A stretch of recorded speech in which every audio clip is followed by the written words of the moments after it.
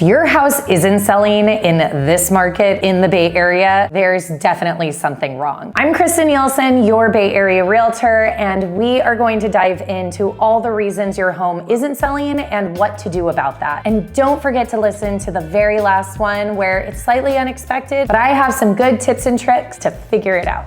So the first reason your home might not be selling in the Bay Area is likely going to be price. I hear a lot of my clients start out the conversation that we might as well price high and see what happens. That can be absolutely detrimental to your listing when it's on the market. First of all, people aren't going to see it, and if they have a price limitation of, let's say, $1 million and your home is overpriced and listed at 1.2, they may not even see it come up in search. Buyers now have more information and access to that information than ever before, as do good realtors.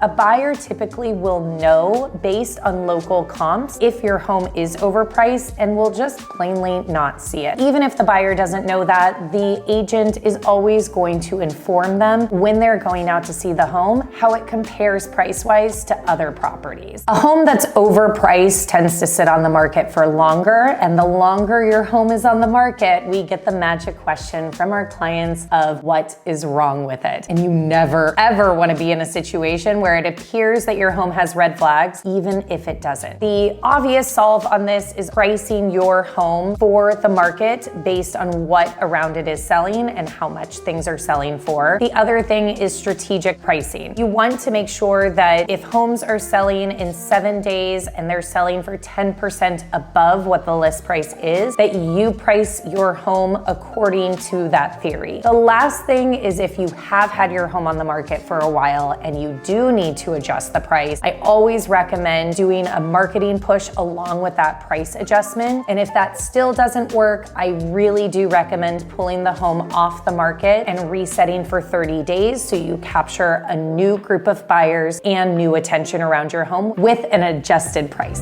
The next thing that I would say would cause a home not to sell as quickly would be presentation. Staging is something that I always offer to my clients as an option. It's a great way to reset your home and make it look more neutral for buyers that are coming in. But if you don't have the ability to have your home staged, what I typically recommend is having someone come in as a consultant role. So my stager does this often, where she'll come with me to a listing appointment. We walk through the home and we find ways to change things that already exist there. Either thin out some of the decor or add a couple things that may be sitting in the garage even, just to make it, again, look neutral and a little bit more sparse. Often you will think that your home looks emptier than it should, but the way you live versus the way that you market your home are two very, very different things. Not only does this apply to the interior, it also definitely applies to the exterior. So you want the look to be clean and decluttered. You don't want distractions, is usually what I call them, on the inside or the outside. So if you have buckets or pottery that doesn't have anything in them, or just knick-knack type items in the front yard or the backyard, you want to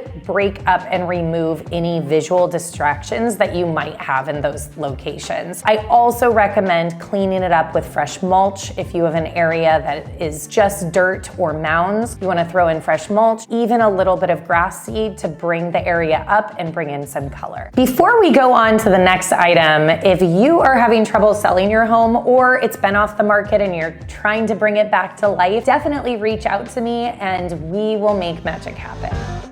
Deferred maintenance is another big one of why a home may not sell. I typically tell clients that if they are looking around and they see scuffs or they see little tiny things that may need to be addressed, the buyers are definitely going to see those items too. And typical buyer psychology, if they see little flaws throughout the home, those are going to start adding up and they're going to think, what else is there that I don't see? So you really want to make sure to bring in a handyman or roll up your sleeves and do some sweat equity and and get minor repairs done prior to selling and listing your home. I also would say that even if you don't see those items, always a fresh pair of eyes is a good way to go. So bringing in your realtor or bringing in someone else that's a neutral third party that can say, yeah, I would fix this or do a little bit of this just to make sure your home looks very fresh and clean and problem-free. The most common deferred maintenance items that I typically see are usually leaky pipes throughout the home. Always make sure to check under all of the sinks, and also paint. That is one of the biggest ways to refresh the home and clear it of any tiny bumps around the house, especially if you have kids or a dog. So those are the two areas that I'd say are the biggest ones to make sure you get the most money.